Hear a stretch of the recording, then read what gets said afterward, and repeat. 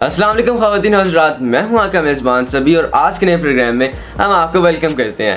दोस्तों, आज ही हमारे पास बहुत ज़बरदस्त खबरें हैं, बहुत इंटरेस्टिंग न्यूज़ है। लेकिन सबसे पहले हम बात करेंगे वसीम अकरम की डेथ के बारे में। वसीम अकरम इस दुनिया से इंतकाल कर गए हैं। अब आप लोग सोच रहे होंगे कि लेजेंडरी क्रिकेटर वसीम अकरम की डेथ पर मैं इतने हंस के वीडियो क्यों बना रहा हूँ। तो भाई, इससे पहले कि आप लोग मुझे कमेंट्स में बुरा भला कहने लग जाएं, ये एज एक्सपेक्टेड एक फेक न्यूज़ है। शोएब अख्तर की किसी ने AI वीडियो बनाई है कि मैं वसीम अकरम की डेथ होगी या उसका नमाज जनाजा आज रात को होगा, बड़ा दुख का मामला है। भाई, फेक न्यूज़ है। और आप लोग जो फेक न्यूज़ बनाते हैं, AI वीडियोस बनाते हैं चंद व्यूज़ के लिए, पूरे सोशल मीडिया पे सबको दुख होता है। इतना ज़्यादा लोग मतलब दुख का शिकार हो जाते हैं। इतने लेजेंडरी क्रिकेटर हैं, उनकी डेथ पे सबको दुख होगा बहुत ज़्यादा। अब मुझे आप लोग बताएं कि आप लोग चंद व्यूज़ के लिए किसी को मार ही देते हैं, मतलब किसी की फेक डेथ की न्यूज़ फैला देते हैं सब तरफ, और सब लोग यही समझते हैं कि फ़लाँ एक्टर की या फ़लाँ सेलिब्रिटी की डेथ हो गई है। लेकिन सब ये सारा मामला बहुत ज़्यादा बढ़ गया। सब लोग वाकई में समझने लगे कि वसीम अकरम की डेथ हो गई है। तो उनकी वाइफ ने एक वीडियो लगाई है जिसमें वो जिम कर रहे हैं बड़े मज़े से। अब आप लोग मुझे बताएं, कोई मुर्दा शख्स जिम में बाइसेप्स को ट्रेन कर सकता है? नहीं कर सकता ना। इसका मतलब कि एक फेक न्यूज़ है और वसीम अकरम की वाइफ ने सारा मामला डीबंक भी कर दिया है। अब ऐसी फेक न्यूज़ फैलाने वालों को बंदा पुट्ठे हाथ दी चांड मारे, सीधे हाथ की क्यों नहीं? क्योंकि अगर आप सीधे हाथ से मारेंगे तो आके फिंगरप्रिंट के निशान आ जाएंगे, लेकिन जब उल्टे हाथ की मारेंगे तो फिंगरप्रिंट ही नहीं आएंगे। अच्छा, अगर मैं आपको बताऊं तो पहले बहुत ज़्यादा ऐसा हो चुका है कि सेलिब्रिटीज़ की फेक डेथ की न्यूज़ फैलाई जाती है। मुबशिर सिद्दीक की इतना ज़्यादा मसला बना था कि मुबशिर सिद्दीक के नाक में रुई डाल के फ़ोटोशॉप से तो कहा कि टुर गए यार मोहब्बतां वाले, मुबशिर सिद्दीक की डेथ हो गई है। फिर मुबशिर सिद्दीक ने वीडियो बनाई थी कि मेरा पूरा ख़ानदान, पूरे गाँव वाले परेशान हो गए हैं कि मेरी डेथ हो गई है, प्लीज़ आप लोग ऐसे काम ना किया करें। उसके बाद नुमान इजाज़ की एक वीडियो वायरल हुई थी जिसमें नुमान इजाज़ को ऐसे पट्टी बांध के और फोटोशॉप से कहा कि टुर गए यार मोहब्बतां वाले। तो नुमान इजाज़ ने आकर वीडियो बनाई थी, बड़ी बेशरम हो तुसी लोग, मैं जिंदा खलता।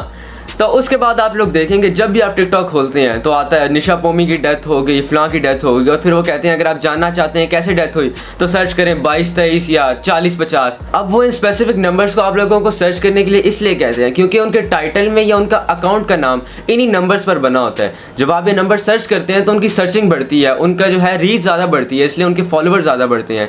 इसलिए जब भी आप इस तरह की न्यूज़ देखें तो प्लीज़ उन जैसी नंबर्स को ना सर्च किया करें, इससे उनकी जो है ना रीच बढ़ती है। इससे लोगों को और ज़्यादा मिसलीडिंग होती है कि फ़लाँ की डेथ होगी है, वाकई में इतने ज़्यादा व्यूज़ देखते हैं तो कहते हैं हाँ हुई होगी।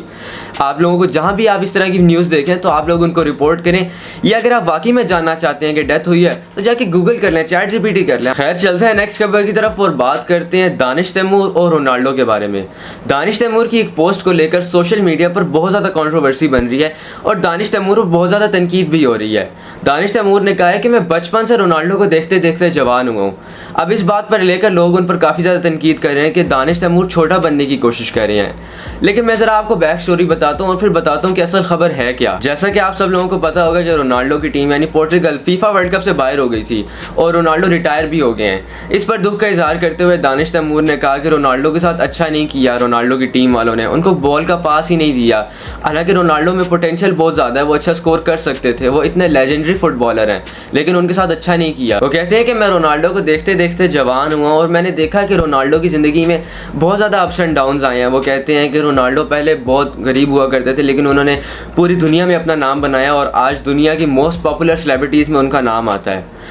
अब आप लोगों को पता होगा कि दानिश तैमूर की एज है 43 और रोनाल्डो की एज है 41, लेकिन उन्होंने कहा है कि मैं रोनाल्डो को देखते देखते जवान हूँ। इस पर लोग बहुत ज़्यादा कह रहे हैं कि दानिश तैमूर छोटा बनने की कोशिश कर रहे हैं, अपनी एज छुपाने की कोशिश कर रहे हैं। इस पर एक ऐनक वाले अंकल आते हैं, आप लोगों ने देखा होगा उनको, वो कहते हैं कि दानिश बेटा आप बड़े क्यों नहीं हो रहे हैं, आप अपनी एज को छोड़ क्यों नहीं रहे हैं, आप अपनी एज को जाहिर करें, आप बड़े हो जाएँ। अब ज़रा मैं आपको असल खबर बताता हूँ। उन्होंने वर्ड यूज़ किया था आई ग्रू अप वॉचिंग रोनाल्डो। अब ग्रू अप तो आप लोगों को पता है कि हम हर वक्त ग्रो अप कर रहे होते हैं। अभी मैं 14 साल का हूँ, 14 साल से जब मैं 20 साल का हूँगा मैं कहूँगा कि आई ग्रू अप मेकिंग वीडियोज़, यानी 14 साल से लेकर 20 साल तक आई ग्रू अप मेकिंग वीडियोज़। तो इस पर दानिश तैमूर ने कहा था कि आई ग्रू अप वॉचिंग रोनाल्डो, क्योंकि ज़ाहिर है रोनाल्डो ने भी टीन एज में अपनी फ़ुटबॉल ज्वाइन कर लिया था और दानिश तैमूर भी ऑलमोस्ट आइडेंटिकल उनकी एज है, तो उसी एज में वो शुरू किया होगा उन्होंने देखना। तो ज़ाहिर है 20s, 30s और 40s तक, 30 साल तक वो देखते रहे हैं उनको, तो ज़ाहिर उन्होंने यही कहा है कि आई ग्रू अप वॉचिंग रोनाल्डो। इस पर उन्होंने आकर क्लैरिफिकेशन की है दानिश तैमूर ने कि मेरा मतलब ये था कि आई ग्रू अप से मुराद था कि मैं अपने 20s 30s और 40s में रोनाल्डो को देखता आई। अब जब दानिश तैमूर ने पोस्ट लगाकर सारा मामला क्लियर किया तो ये मामला सुलझ गया और लोगों को समझ आ गई कि दानिश तैमूर का मतलब क्या था। अब मैं उन लोगों से पूछना चाहता हूँ जो सेलिब्रिटीज़ की छोटी छोटी बातों को पकड़कर उनकी कंट्रोवर्सीज बना लेते हैं, बात का बतंगड़ बना लेते हैं। हालांकि इतना ऑब्वियस था कि दानिश तैमूर की एज 43 है, रोनाल्डो की 41 है, तो उनका मतलब यही होगा कि जब से रोनाल्डो फुटबॉल में आए हैं मैं तब से उनको देख रहा हूँ और तब से अब तक मैं इतनी एज में पहुँचा हूँ। लेकिन फिर भी लोग कोई मौका नहीं हाथ से जाने देते किसी को ट्रोल करने का या किसी पर तनकीद करने का। अब अगली पोस्ट में उन्होंने लिखा भी है कि मैं 43 का हूँ अल्हम्दुलिल्लाह। तो जो लोग आकर कहते हैं कि आप अपनी एज से क्यों छुप रहे हैं, आप अपनी एज को जाहिर करें, तो भाई आप लोग छोड़ दें कंटेंट। लोग उनको डॉक्टर साहब समझते हैं, लोग उनको डॉक्टर साहब समझते हैं। मैं आपको एक बताता हूँ, मेरे बाबा के एक दोस्त है, वो हर बात में कहते हैं मैंने ए भी आना, मैंने ए भी आना, मैं ए भी कर लेना, मैं ओ भी कर लेना। तो बाबा उनको मजाक में कहते हैं डॉक्टर साहब इधर आए, मतलब ऐसी शुगल में कि इनको सब आते हैं तो ये डॉक्टर है। कहीं वो भी ऐसी डॉक्टर तो नहीं है, लोगों ने उनको लकब दे दिया डॉक्टर का।